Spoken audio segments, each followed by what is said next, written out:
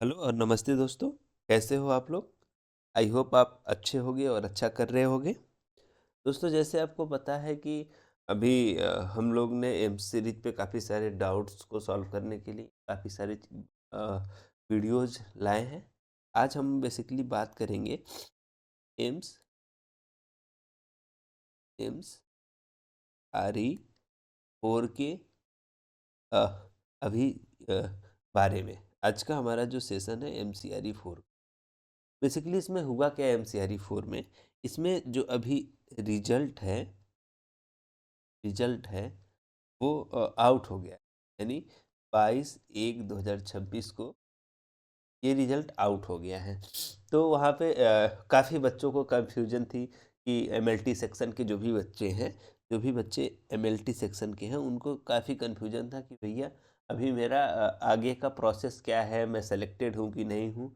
First of all तुमको एक चीज़ मैं बताते चलूँ। अगर जो रिजल्ट आउट होने के बाद अभी तुमको दूसरा चीज़ें मैं बताऊँ, रिजल्ट देखोगे कहाँ से? तो रिजल्ट के लिए आप सीधे चले जाना एम्स के ऑफिशियल वेबसाइट पे चले जाइए। और वहाँ पे आप जाके करेंगे क्या? वहाँ पे आप सीधे चले जाइएगा रिजल्ट सेक्शन में जाइए। ठीक है, रिजल्ट सेक्शन में कोड 17, ग्रुप कोड 17 जो है वो एमएलटी का कोड है, उसे डाउनलोड कर लीजिए। उसमें आपको एक पीडीएफ डाउनलोडेड मिल जाएगा। उसमें अपना रोल नंबर सर्च कर लीजिए। रोल नंबर आपका जो भी है उसके अगेंस्ट मार्क लिखा हो गया होगा, कितने मार्क है और कितना आपका ओपन रैंक है। हालांकि जो भी अभी हमारे पास पीडीएफ पड़ा है, जो भी आपको पीडीएफ मिला है, उसमें ओपन रैंक की बात की गई है। आप एक चीज़ ध्यान दीजिएगा कि इसमें कैटेगरी रैंक की बात नहीं की गई।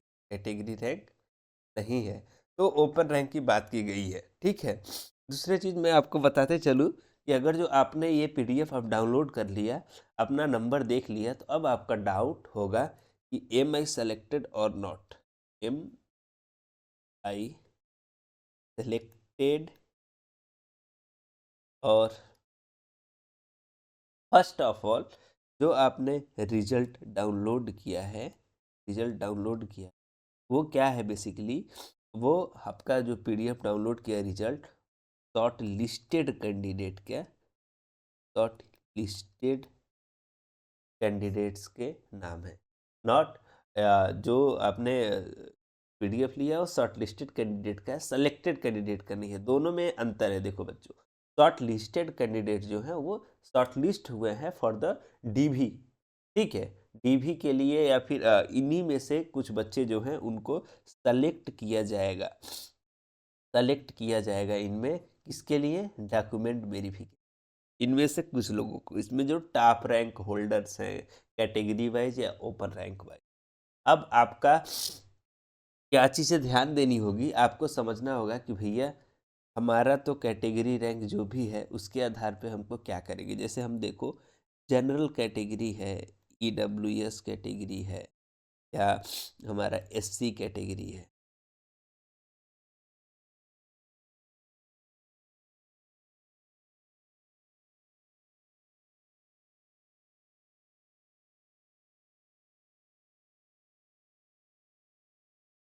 ठीक है, आपसे जैसे बात कर दी गई कि भैया हमारा ईडब्ल्यूएस कैटेगरी है, या एससी कैटेगरी है, एसटी कैटेगरी है, ठीक है, या आपका ओबीसी कैटेगरी है, उसके आधार पे कितने रैंक है। तो जो भी हमारा इंडियन कॉन्स्टिट्यूशन के आधार पे रिजर्वेशन दिया गया है उसके आधार पे, या नंबर ऑफ सीट्स जो भी उस एम्स ने शॉर्ट लिस्टेड की है या फिर एडवर्टाइज की है उसके आधार पे है। यानी कि अगर जो एम्स ने एडवर्टीजमेंट में अपने आप नोट देखोगे तो क्या किया है कि डिफरेंट कैटेगरी के, जनरल के कितने वैकेंसीज हैं, vacancies in general category, EWS category, OBC category, SC ST category, वो मेंशन करके दिया है भैया।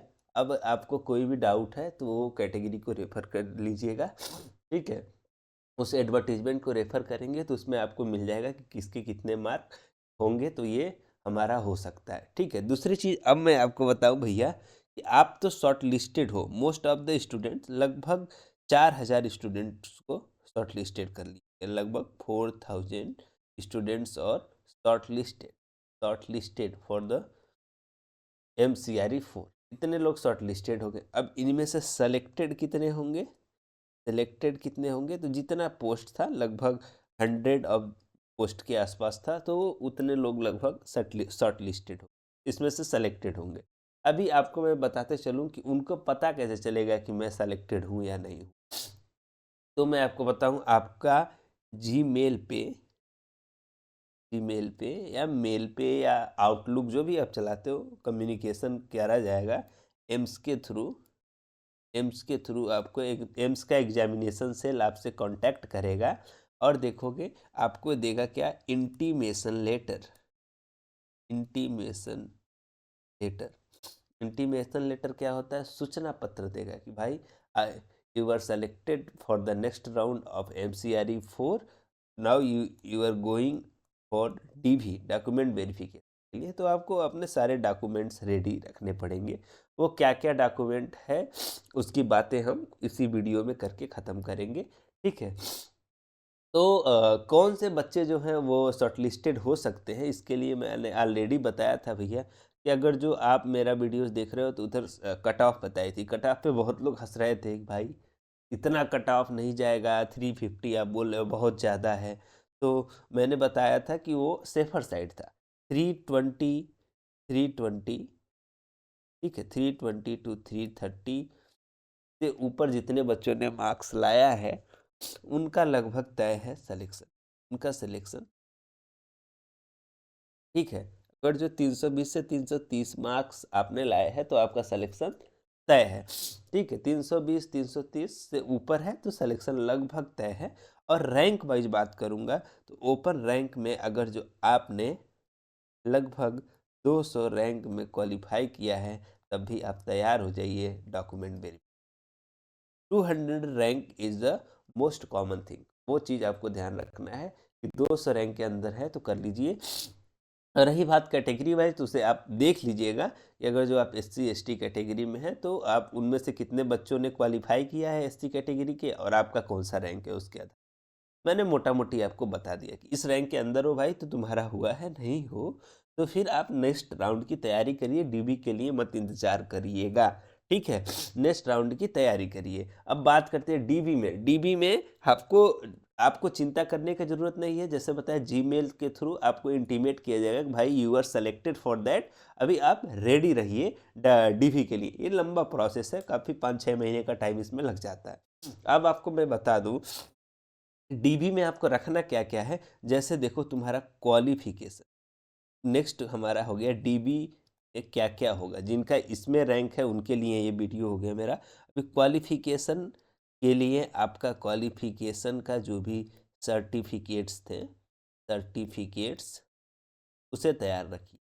सर्टिफिकेट्स में क्या क्या, अगर जो डिप्लोमा लगाया, DMLT लगाया है तो उसको तैयार रखिए, BSc MLT लगाया उसे तैयार रखिए, उसका रजिस्ट्रेशन सर्टिफिकेट है तो उसे तैयार रखिए, उसका कोर्स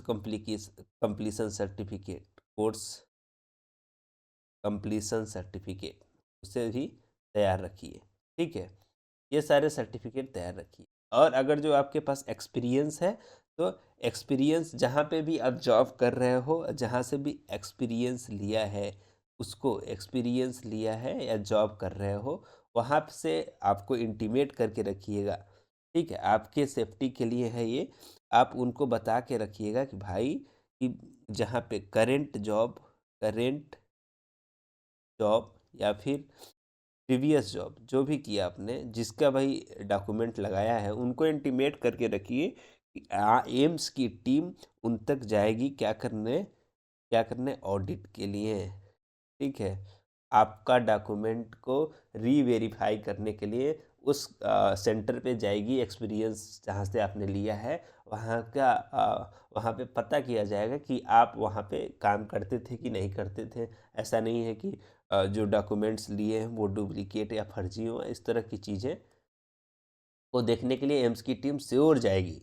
ठीक है, तो जहाँ पे भी एक्सपीरियंस सर्टिफिकेट लगाए हो जिस डेट से जिस डेट के बीच में, जिस ईयर से जिस ईयर के बीच में, उसे मेक श्योर करना कि तुम्हारा जहाँ से भी इंटरव्यू एक्सपीरियंस लगा है वो वैलिड है।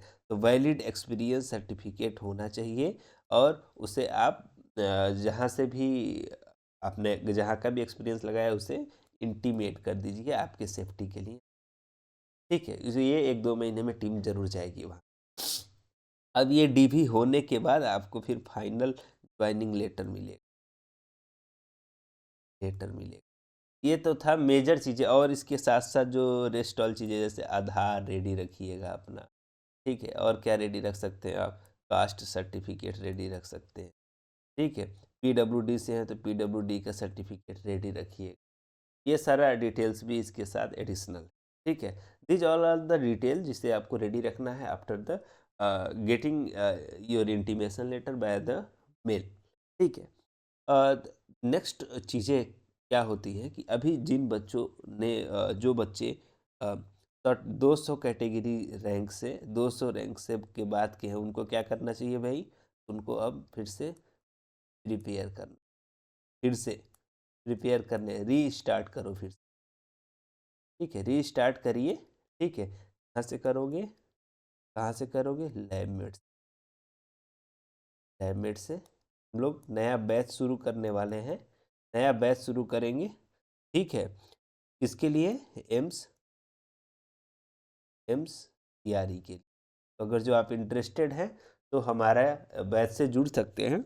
It is totally in very nominal amount, may be it is free of cost, या तो बहुत कम अमाउंट का होगा या तो फ्री ऑफ कॉस्ट होगा। और मैं गारंटीड करता हूँ कि आप इस बैच से जुड़ेंगे तो आपका ज्वाइन होने का जो ये है, ज्वाइन होने के 100% गारंटी है मेरी। आप मेरे दिए मटेरियल से पढ़ाई करोगे, मेरे साथ पढ़ाई करोगे तो श्योर है। तो आप ज़रूर इस बैच से जुड़िए। जिन लोगों को अगर जो प्रिपेयर करना है तो प्लीज़ आप जुड़िए। बहुत अच्छा बैच है। हम लोग शुरू करने वाले हैं बहुत जल्दी, और अननेसेसरी प्लेटफॉर्म से पढ़ने से अच्छा है कहाँ से पढ़िए? वेरीफाइड। आपको कैसे पता चलेगा भाई ये वेरीफाइड है कि सब्सक्राइबर या लाइक देख के मत सोचिए कि भाई ये वेरीफाइड की। डिग्री देखिए, है ना? उसकी डिग्री क्या हो, एटलीस्ट मास्टर्स हो, ठीक है? और वो उसका क्या हो, उस और वो क्या किया हो, साथ साथ में वो रजिस्ट्रेशन हो, उसके बाद रजिस्टर्ड टीचर हो, रजिस्टर्ड ट्यूटर हो, ठीक है? या टीचर हो, ठीक है? कहाँ का?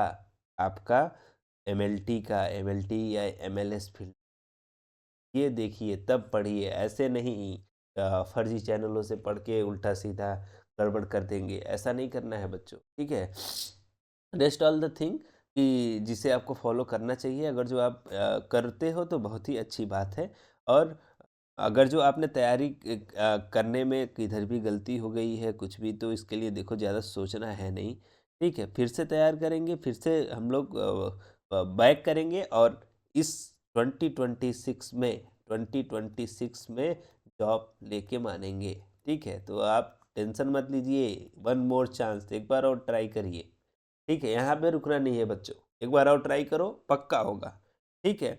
कुछ नहीं हुआ, सीखा तुमने, तुमको पता चला कि भाई ये काफ़ी अच्छी चीज़ें हमको सीखने को मिल गई। व्हेनेवर जब बाद में तुम बैठ के सोचोगे कि एग्ज़ाम देने से हुआ क्या। और मैं एक चीज़ और बताते चलूँ कि तुमने अगर जो शॉर्ट लिस्टेड हो गए हो तुम, तो वो भी बहुत बड़ी बात है। शॉर्ट लिस्टेड हो रहे हो तो मतलब कि तुमको ट्राई करते रहना चाहिए, पीछे नहीं हटना।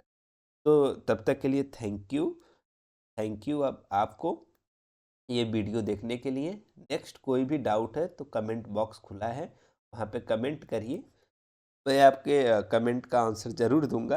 तब तक के लिए नमस्कार, धन्यवाद। फिर मिलेंगे बच्चों कल के वीडियो में। तब तक के लिए देखते रहिए लाइवमेट यूट्यूब चैनल, बहुत सारे टॉपिकों पे हमने डिस्कस किया है। बाय बाय, नमस्कार।